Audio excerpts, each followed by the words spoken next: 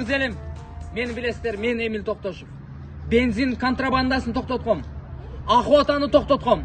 Эми мына буйруса 5 жылда иштей турганыбыз сүт заводун, швейный фабрикаларга алып келе турган инвесторлорду алып келем.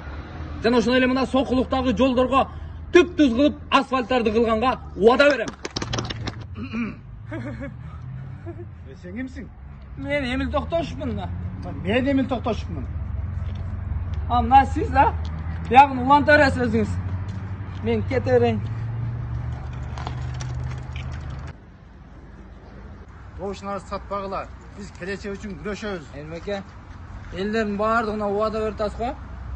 Менде да бир өтүнүч бар да. Мага катын алып бериңчи.